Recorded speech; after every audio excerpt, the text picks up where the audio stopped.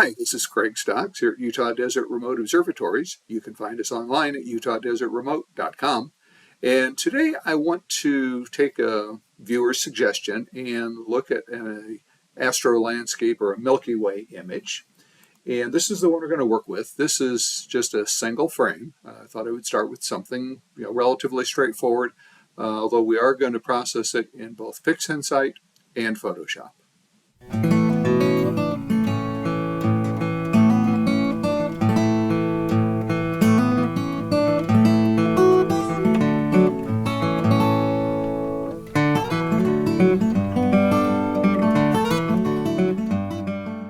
So I think I'll start in PixInsight. Realistically, we could start either place. So I'll just go into PixInsight and let me just close everything that I've got open here, that I've been playing with it. Just close all. Yes, we want to close everything. There we go. So I'm going to start by retrieving this raw file from my backup drive, and I'm just going to pull it up in the File Explorer and drag it into the desktop. So here's the single raw image captured with a Sony A7R II, so one of the older Sony mirrorless cameras, and a Sigma 14mm lens, and I think this was a 20-second exposure. This is the way the raw file comes into PixInsight, and at first glance it looks interesting, but when we zoom in we can see there's some very distinct star trailing. And even with the 20-second exposure, what you'll find, the better the lens, the more critical the star trailing becomes, and the more visible it becomes. So at 20 seconds, a lot of guidelines would tell you that would be okay with a 14mm lens. In reality, you'll get significant star trails with the sharp lens. Let's just do a quick auto stretch, and we'll see what it looks like. So you can see there's a lot of Milky Way. This little tree, this is a feature in Zion National Park, not too far from where I live. And we're going to process, basically we're going to process the sky and the stars in PixInsight. We're going to process the foreground in Photoshop. And we may wind up using the sky portion, not the stars, but the starless sky from Photoshop rather than from PixInsight. We can experiment with that a little bit. But the first thing, and I just discovered this recently, this is a 20-second just static exposure on a tripod. If you use Blur Exterminator in correct only mode, which is what this shortcut does, so it has selected correct only, and if we apply that to this image, surprisingly it cleans up virtually all of that star trailing. I don't know how long you can go, but in the 15 to 30 seconds, certainly, it's able to clean it up and turn those stars, little star trails, into round stars. So I mean that's just amazing to me that it's able to do that. And we're just about done running here, so we'll just let this finish. And there's some artifacts, and it's not perfect, but it does a pretty decent job. So I think next I'm going to just do a plain Blur Exterminator and get some deconvolution sharpening. So let's go ahead and run that. And I'll just pause the video while this runs. Okay, so Blur Exterminator is finished. Now we can try, you can see there's quite a bit of vignetting, and that's one of the reasons that it might be worthwhile to use the sky background from Photoshop, is because it has the lens correction feature built into the raw processor.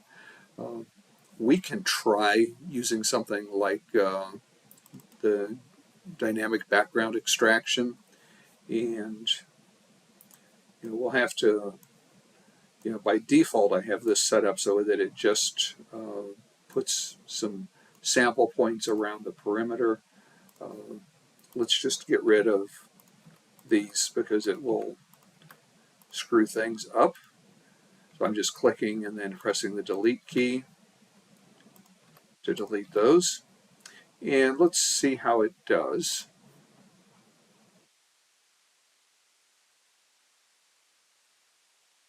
Looks like it did a pretty decent job. We'll cancel that and refresh our screen stretch. That actually does a pretty decent job, I think. So I'm going to go ahead and run with that. So I'm going to now do a stretch. So we'll update our screen transfer function, which is what I use for pretty much all of my stretching. And I want to darken this background a little bit, darken the sky, and then probably brighten the Milky Way.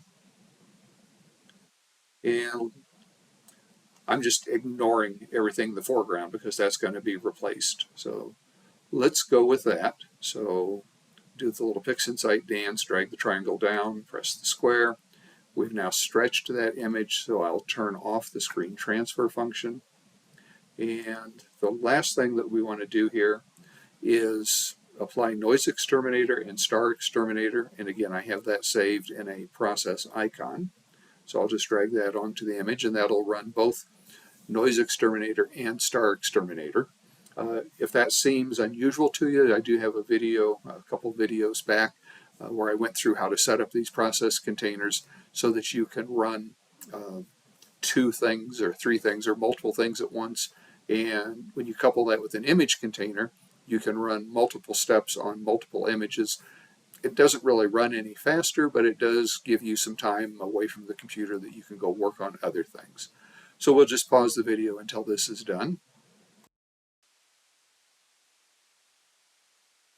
So, Star Exterminator just finished up. Here are our stars, generally nice and round with a few artifacts here and there, but we'll clean that up in Photoshop. And here is our starless sky. I feel like that came out pretty decent. I may just run with this. So what we need to do is save these. So I'm going to just go to File, Save As, and I'm going to save this on my swap area. So swap files, and I'm just going to create a new folder here, and we'll call it video because that's what we're making. And we'll save the starless image. And I want to save this as a 16-bit TIFF file. Okay, and now the stars, and I almost always run this little enhanced stars process container, which boosts saturation and then knocks out some of the green and magenta, or actually green and red, using the SCNR tool. And we'll save this. So now we have our two 16-bit files, the stars and the starless image, and we still need the foreground. So now let's go to Photoshop, and we want to pull in the same raw file. So I'm going to do the same thing. I'm going to go back to my File Explorer, grab this raw file, and just drag it in, and I'm going to drop it since I have other files open. I'm going to drop it on the top bar where the Files tabs go, and that'll open it as a new file. It does bring it up in the Adobe Camera Raw since it's a raw file. So we have the opportunity to adjust any of the settings that we want to affect here. And I'm going to be focusing just on the foreground and more or less ignoring the sky. I do like the color of the sky. So we may decide we want to go back into PixInsight and pull the stars out of this and get just the color and the background. Let's try a little bit of what does clarity do. Yeah, a little bit of clarity is nice there. Notice I'm trying to keep a little bit of tone in these hills or formations in the background. I'll wind up driving those mostly to black, but I don't want to do that yet. So we'll just take this as a good starting point and open that. So here is our what's going to be our foreground. And so we'll drop this into an image group, Control G. We'll label this foreground. This is our foreground layer, and I'm sure we're going to wind up adding some adjustment layers. I do know I don't like this tree sticking up, so I'm going to add a blank layer. I'm going to go to the Remove tool, and I've selected Sample All Layers, so I can just paint over that tree, press Enter, and Photoshop will use the Remove tool to clean that up. Left a little artifact at the bottom. Run it again. And so now that's gone. This is probably a good enough place to proceed from here. So we want to bring in the sky. So to do that, I'm going to go, remember we've got the starless sky background and the stars. So I'm going to go File, Scripts, Load Files into Stack, which brings up this dialog to pick the files. And we're going to go to our swap files, to the video folder. There's the two images that we want. Click OK. And that has now listed the two files. Click OK again, and it'll open those as layers. So there's the stars. Drop that into a group. Change the group name to stars. Change the layer blending mode from pass through to screen. So now we have the stars visible on the background. Do the same thing. We'll Control G. This is the sky. And I'm pretty sure we're going to want a levels adjustment layer, probably a color balance and a hue saturation. Let's see how it looks. If we boost the saturation to see what colors are there, and then go to the color balance, there's a fair amount of air glow that certainly wasn't visible there in person, but there's quite a bit of air glow, which gives that kind of cyan cast to the what you would think of should be a dark background. But we can boost the brightness and contrast just by adjusting these sliders on the levels adjustment layer.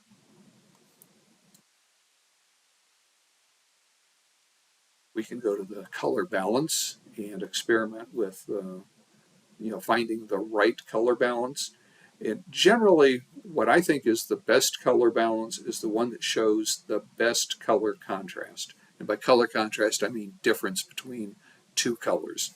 So if I watch this reddish brown near the core of the Milky Way compared to the bluish or cyan background from the air glow, what I'm trying to do is find a color balance that kind of maximizes the difference between those.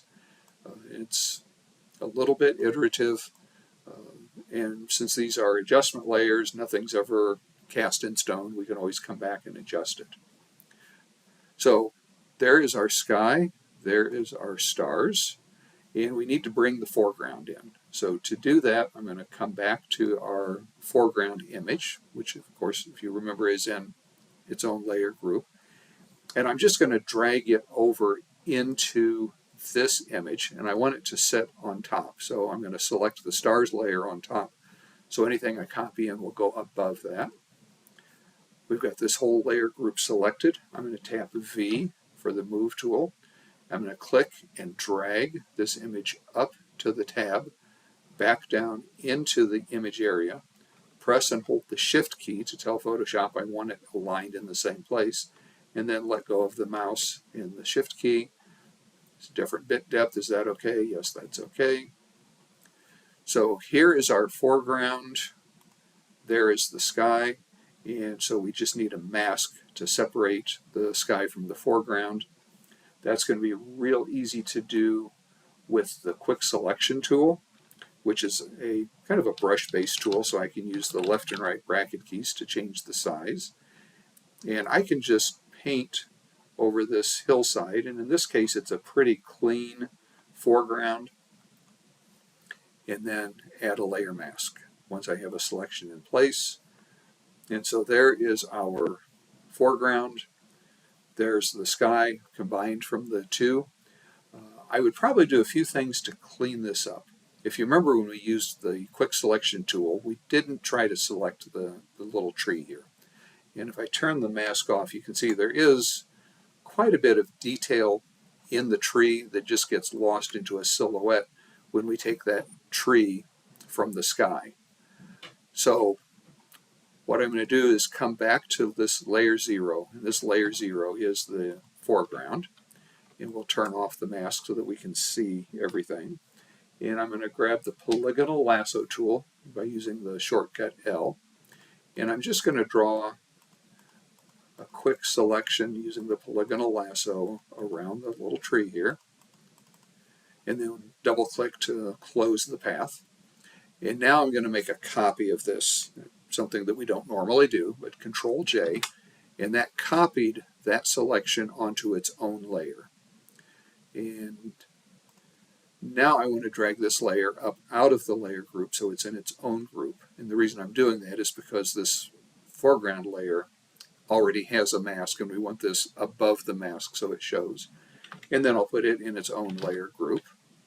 And what we want to do is use this layer to lighten the tree.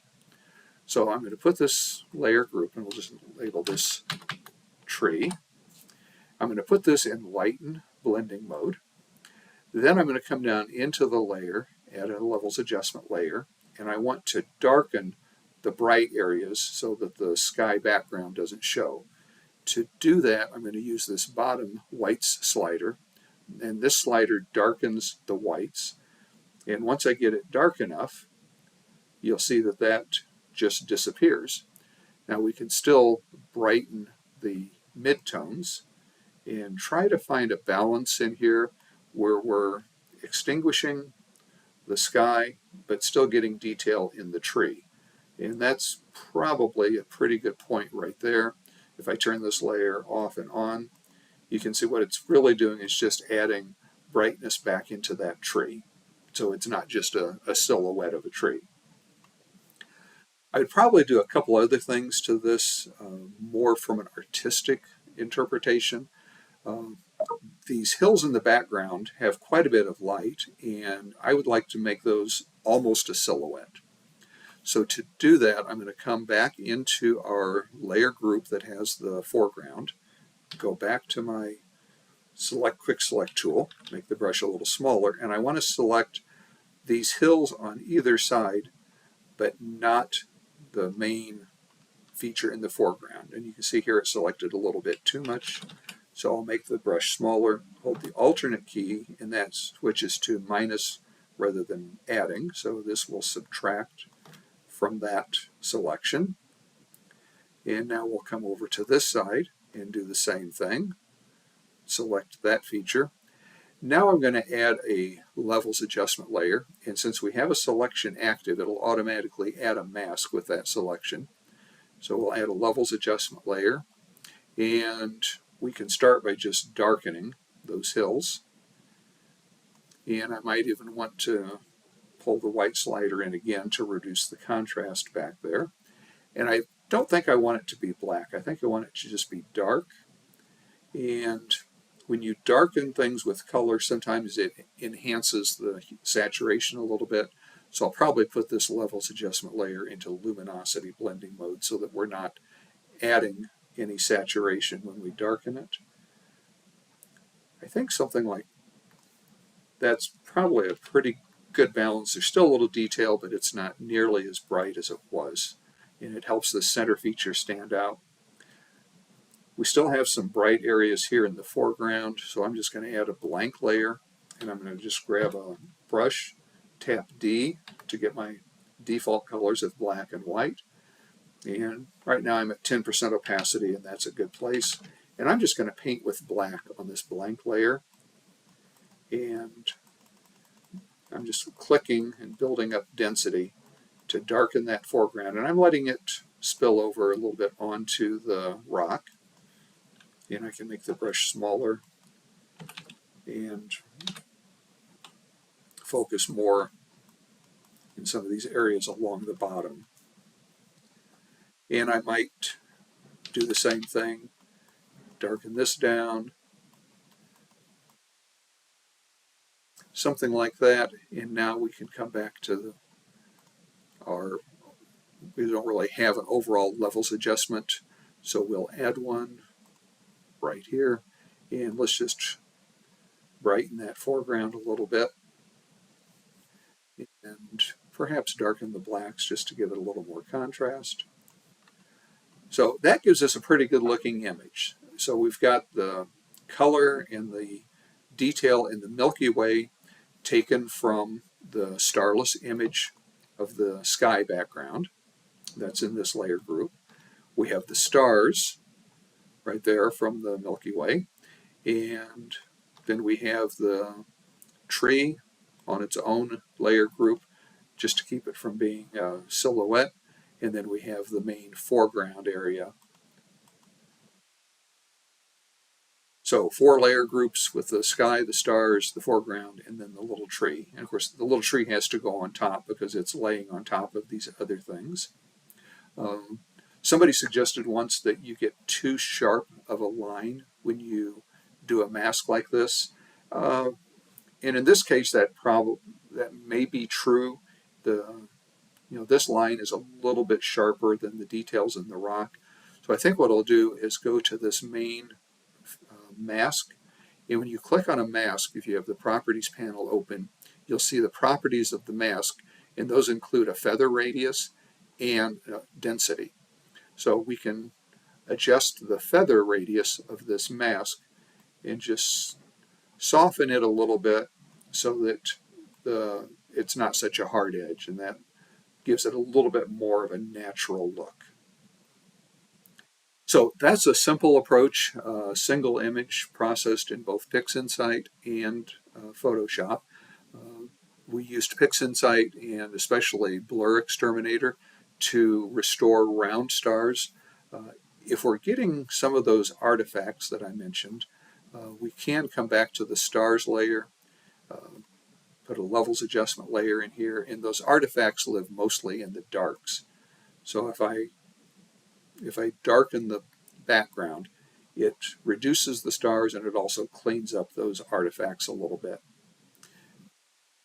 Brighten the stars, and depending on the stars, a lot of times I will add even more saturation, especially down here with Antares and the Rho of Yuki area.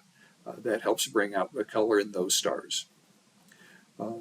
If we want to enhance the structure of the Milky Way, of course it's on its own layer, so we can come down to our sky group, and let's turn this starless layer into a smart object. And a lot of times you'll want to add some presence or local contrast to bring out the structure of the Milky Way. To do that, I'm going to use a filter called the high pass filter, and we're applying this non-destructively since this is a smart object. So filter, other, high pass. In the old days, this was kind of the standard sharpening tool. And at this point, the setting may wind up being fairly large. It doesn't really matter because we're going to have to come back to it to set it. So now we've added the high pass filter, and it looks really strange. That's because we need to change the blending mode of this filter. And to get to that, we can double click on the little icon to the right of the smart filter. And that brings up this blending options, and we can change the blending mode from normal to soft light. And you can use either soft light or overlay with a high pass filter. Overlay is more aggressive, soft light is a little more gentle. You can use either one. I use both at times. Most of the time I use soft light because I would rather build that strength slowly. Now, if we double click on the smart filter, it will reopen the filter settings, and now we can experiment with the radius. And probably like this with a pretty high radius. Notice though, it's created a halo, which is what high pass does. It creates a halo, and that radius that you're playing with is the radius of the halo between bright and dark areas. Notice this created a halo along the edge here where the dark hills are, and we don't want that. So I'm going to come down and select the mask for this smart filter, and with my brush tool I'm going to tap D again to get the default colors,